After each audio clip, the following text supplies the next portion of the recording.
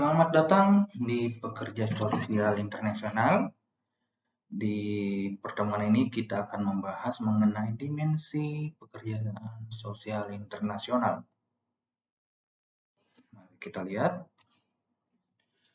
Nah, dimensi pekerja sosial internasional ini atau bagaimana terkait isu-isu pekerja sosial internasional atau di lapisan mana pekerjaan sosial internasional ini bekerja. Ada 3 dimensi di sana. Yang pertama adalah mengenai hal-hal yang berhubungan dengan praktik internasional dan advokasi internasional yang ada hubungannya dengan praktik di nasional atau domestik. Pekerja sosial itu dalam hal ini maksudnya adalah menangani berbagai masalah di negara asalnya yang memiliki dimensi internasional. Misalnya di Indonesia sendiri, ada permasalahan internasional yang terjadi di Indonesia. Salah satunya adalah penempatan pengungsi internasional. Beberapa di Migration International itu bekerja dengan pengungsi-pengungsi misalnya yang mencari suaka ke Australia singgah di Indonesia, kemudian tidak hanya di Indonesia, mirip sebenarnya di Malaysia, bahkan ada juga pengalaman kemarin bahwa misalnya di Jakarta itu ada pengungsi-pengungsi internasional yang ingin mencari suaka namun ditampung di satu tempat dan di sana mereka ada pekerja sosial yang bekerja untuk isu tersebut. Jadi salah satunya itu.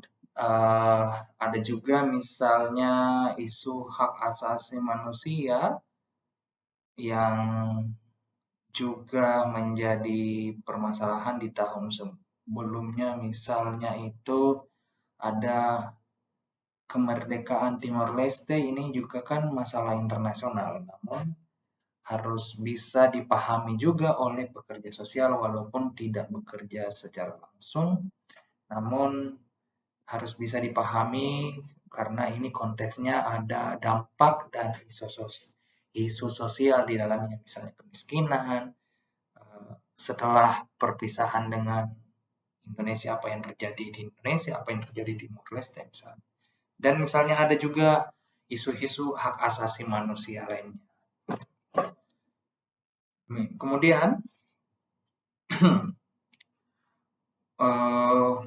pertukaran secara profesional, baik informasi, baik pendekatan pekerja sosial, metode-metode pekerja sosial, praktek-praktek pekerja sosial, ini terkait pertukaran informasi dan pengalaman tentunya, dan tantangan yang dihadapi pekerja sosial antar wilayah. Tentu ini misalnya ada praktik-praktik yang kita harus mesti bisa belajar dari Malaysia misalnya, atau dari Filipina, dari Thailand yang dekat-dekat, karena misalnya akan sedikit sama budaya dan adatnya misalnya di Southeast Asia ini, mungkin tidak perlu terlalu jauh dulu belajar sampai keberhasilan praktik di Amerika misalnya, tapi memang di negara terdekat dulu. Kalau itu sudah dianggap tepat atau misalnya masih belum tepat, juga bisa memperoleh pembelajaran dari negara lainnya. Seperti yang selalu kita menjadi acuan praktik itu, misalnya informasi-informasi dari pekerja sosial di Amerika misalnya. Kemudian isu yang terakhir adalah praktik internasional, mempersiapkan sebagian pekerja sosial profesional untuk bisa secara langsung terlibat dalam aktivitas pembangunan dan lembaga-lembaga pembangunan internasional. Misalnya kita pekerja sosial yang bekerja di Red Cross, Save the Children misalnya, atau lembaga PBB, UNHCR, UN Women, UNAIDS misalnya, seperti itu, baik secara profesional maupun sukarela. Jadi ada 3 hal di sana. Yang pertama, praktik secara internasional agar bisa bekerja di lembaga-lembaga internasional. Kemudian ada isu pertukaran informasi, pengalaman, baik praktek, metode, dan isu misalnya, dan tantangan-tantangannya. Dan yang terakhir adalah masalah internasional yang juga menjadi masalah domestik. Itu dimensinya.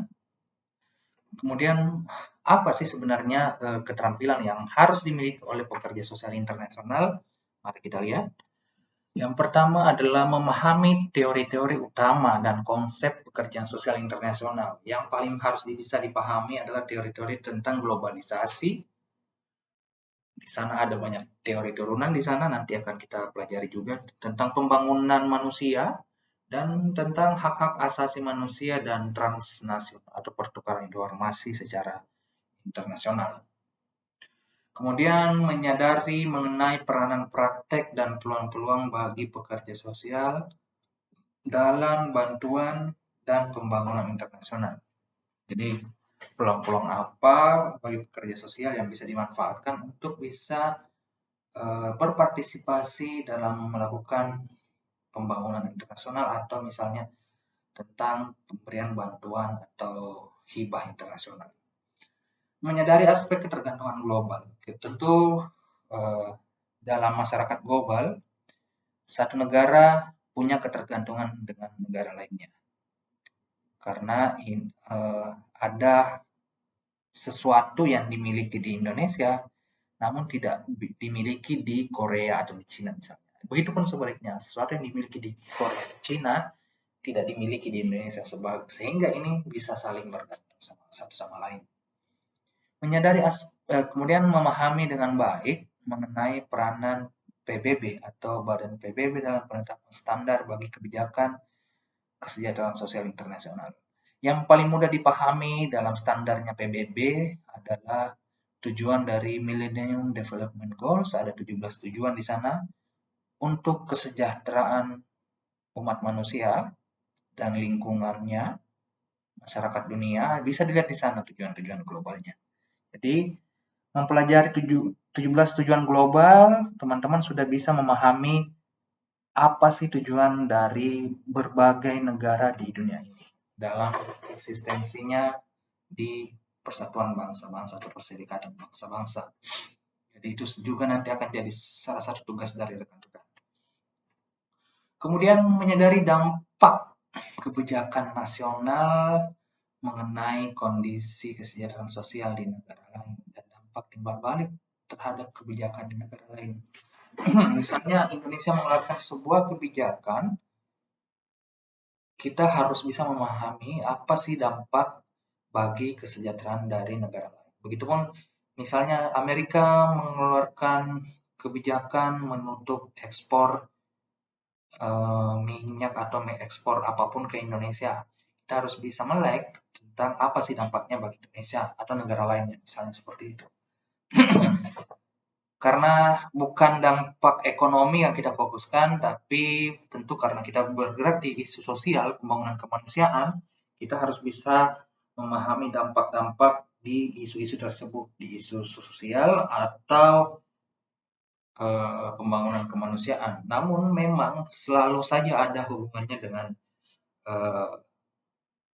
sistem politiknya maupun sistem perekonomiannya, sehingga memang harus bisa dipahami secara luas. Kemudian ada menghargai aspek internasional dan dari keanekaragaman budaya dan memfasilitasi peningkatan pelayanan kepada penduduk dunia. Ya, keanekaragaman budaya ini harus dipahami juga karena akan berbeda ketika Anda bertemu dengan orang yang latar belakangnya bukan dari Indonesia. Kalau bertemu dengan orang Melayu atau Malaysia atau Brunei masih bisa kita pahami karena mereka ada adat salaman di sana, ada pertemuan bagaimana. Namun ketika berhadapan dengan orang dari Eropa atau Amerika, biasanya mereka pada praktik pertemuannya mereka langsung berpelukan, berjabat tangan dengan erat. Ini akan berbeda dengan ketika bertemu dengan orang-orang yang latar belakangnya berbeda dari Asia. Ini harus bisa dipahami oleh pekerja sosial dan harus jeli di situ. Karena banyak pengalaman ketika kita bertemu dengan latar belakang yang berbeda, salaman pun dengan cara mereka kita menjadi agak canggung atau agak ada rasa-rasa takut di sana mungkin. Karena memang tidak biasa menghadapi hal yang seperti itu. Sehingga memang harus dipahami mengenai budaya lain, bukan budaya nasional, namun budaya internasional seperti apa. Jadi pekerja sosial memang harus siap berhadapan dengan orang-orang yang berbeda latar belakang budaya, dengan kebiasaan yang berbeda, dan bisa bekerja sama. Kemudian memiliki pengetahuan mengenai sumber-sumber utama mengenai data global dan lintas negara mengenai pekerjaan sosial. Nah, data global ini misalnya data kemiskinan penduduk dunia, data kekerasan dunia terhadap perempuan bisa didapatkan di mana, kemudian data-data analisis mengenai isu HIV misalnya bisa dapat diperoleh dari mana, ini harus bisa dimiliki oleh pekerja sosial. Misalnya ketika membuat paper tentang HIV/AIDS harus bisa dipahami bagaimana data orang dengan HIV secara internasional kemudian masuk ke data nasional. Ini juga penting. Dan informasi-informasi lintas negara ini sangat banyak ada di internet, sangat terbuka, dan kita bisa akses asalkan tahu bagaimana mengaksesnya. Ini yang harus dimiliki oleh pekerja sosial. Informasi mengakses data penduduk misalnya harus diperoleh di mana, informasi mengenai data imigran harus bisa diperoleh dari mana, sehingga ketika melakukan penelitian, analisa, itu basisnya kuat.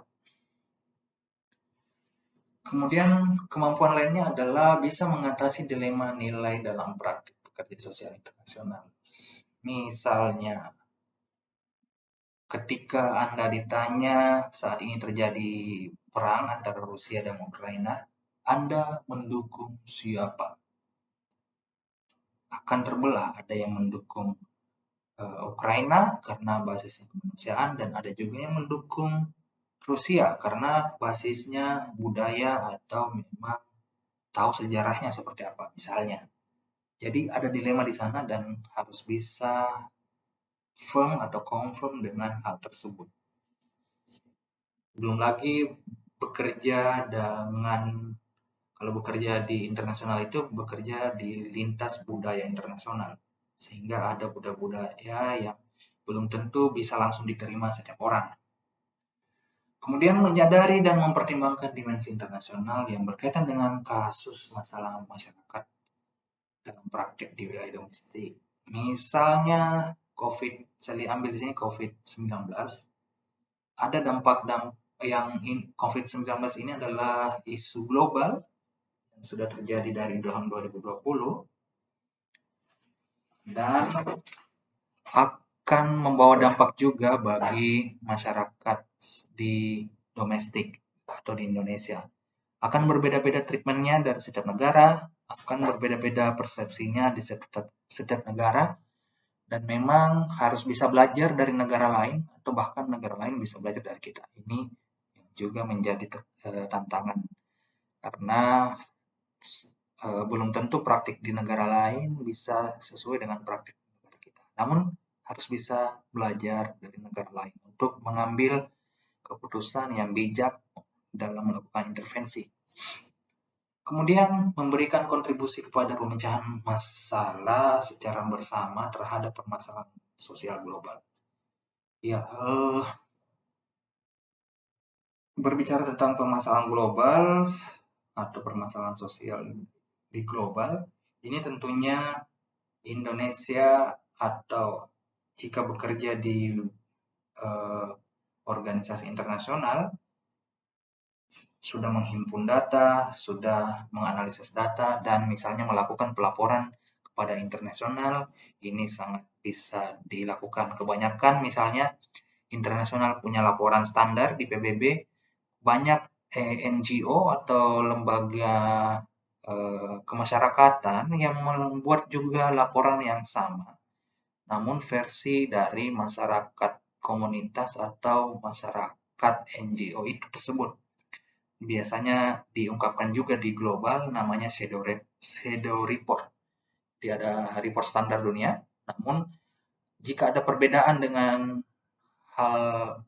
perbedaan di laporan dunia tersebut, misalnya di PBB, misalnya di data kekerasan dunia, kekerasan terhadap perempuan, ada berapa misalnya kasusnya atau bagaimana intervensinya, data penyeimbang juga diperlukan. Jadi biasanya NGO internasional itu membuat shadow report secara koalisi dan menyerahkan ke internasional sebagai data pembanding. Dan ini menjadi menjadi kontribusi secara kelompok untuk melakukan pemecahan masalah secara global. Jadi kalau berbicara pekerja sosial internasional akan selalu tidak bekerja sendiri, akan selalu bekerja bersama lembaga-lembaga, antar lembaga, atau bekerja bersama pekerja sosial internasional lainnya. Dan terakhir adalah tentu saja harus bisa memahami isu-isu global yang sedang trending saat ini. Kalau di Twitter kita bisa lihat tiap hari itu ada saja masalah dunia atau permasalahan atau isu-isu yang menjadi trending pada saat itu. Jadi memang harus melek informasi, melek teknologi. Pekerja sosial internasional harus bisa menjalankan berbagai platform internasional sehingga bisa memperoleh data dan informasi di sana. Maksud saya bukan platform internasional, tapi platform misalnya pemberitaan, sosial media yang bisa mencakup semua berita dari global. Berbicara tentang global, nanti kita akan lebih dalam memaknai tentang apa sih itu globalisasi. Yang secara singkat, bahwa globalisasi ini merupakan sebuah proses integrasi internasional yang terjadi karena adanya pertukaran di sana. Adanya pertukaran pandangan dunia, produk-produk, pemikiran, kebudayaan, misalnya kebudayaan Korea yang sudah mulai masuk ke Indonesia, misalnya kemajuan infrastruktur, transportasi, telekomunikasi, termasuk berbagai kemunculan informasi di internet, dan ini adalah faktor utama dalam yang dikatakan sebagai proses global yang mendorong saling ketergantungan satu sama lain. Kemudian, meski sejumlah pihak menyatakan bahwa globalisasi ini ternyata berawal dari era sekarang atau zaman modern, ternyata banyak pakar juga yang menyatakan bahwa globalisasi ini sudah dimulai pada saat zaman penemuan Eropa, zaman pelayaran, misalnya dulu ada istilah gospel and glory, itu orang-orang Eropa senang belayar ke benua-benua lain atau ke negara lain, ke tempat-tempat baru untuk menemukan gospel dan glory, menyebarkan ajarannya kayak gitu. Jadi itu adalah bagian dari globalisasi dulu. Tapi sekarang orang-orang sudah tidak perlu lagi berlayar naik kapal ke benua mana, tidak perlu lagi, tapi sudah bisa berselancar di internet, memperoleh informasi dan data di sana. Nanti akan kita lebih dalam melihat teori-teori di globalisasi tentunya, dan